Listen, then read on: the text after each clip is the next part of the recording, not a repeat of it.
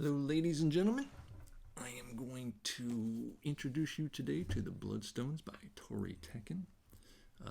I happened upon this by a YouTube interview with her and one apparently friend of hers, Murphy Napier. I do not believe this is in Barnes & Noble where I usually get my books from. I had to order this one to get my hands on it. This starts out with an execution, and the assassin has killed the prince of the land, which throws up some political turmoil, and a new heir might have to be picked from a group of sons from councilmen who advise the king on various matters. There are three brothers who witness this execution. The primary character that we're going to see this through is called Garen, and he is going to introduce us to this culture that is it's like ancient China or ancient Japan, and we're going to see that through his eyes as it goes along.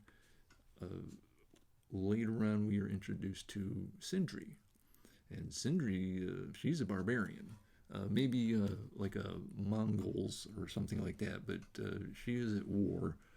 She is the daughter of the chieftain. She has a twin sister, and you get in this book a theme of its opposites or balances. So you have yin and yang, perhaps two sides of the same coin.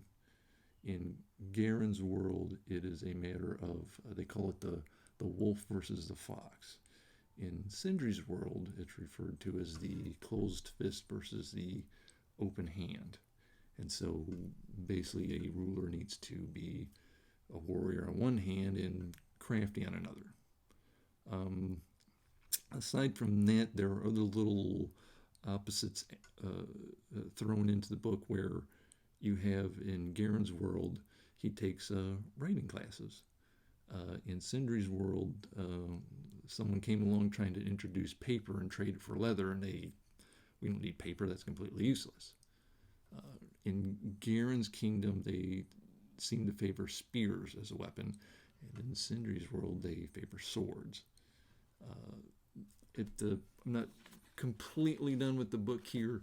At this point, the two characters have not met, and so it's going to be interesting to see how they mix or clash.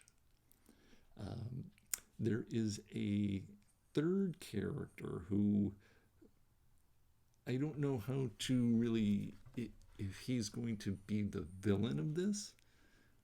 He is scheming in the background, but at the same time he offers wisdom. So it's sort of like an old kung fu master offering up parables and Emperor Palpatine trying to take over the galaxy, but I can't tell if he's actually the villain of the piece or if he's just the head of the CIA trying to protect everything. We haven't got that far with him. And I won't say that character's name, so as you're reading along, you'll discover him, and it's a nice little surprise.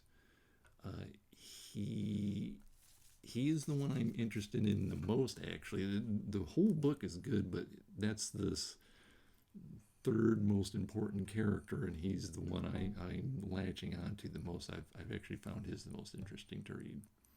As far as the writing goes here, I left a comment on her YouTube channel that a lot of her prose kind of reminded me of Patrick Rothfuss. She knows how to put a sentence together. She gives you description without slogging. Here's this character, here's the environment, here's the culture, and it just moves right along. Even there's info dumps galore. They just move right along. Even though it's a nice density to her language, it doesn't hold you back. It's not a slog. There's one thing I hate in a book, it's too much slogging. There's no slogging here. It just reads right along. It's a very well written book. I don't know how old she is now, but she did say she actually got a book published at the age of 14, and she actually just got, I want to say it was like a dozen books that she's purchased, but this is one of just a couple that she's got out as an adult. And if she's had that much experience writing, it shows here because it's really very good. So pick that up if you can. this is a gem that just dropped into my world. I'm not sure what's coming after that book as far as reading goes.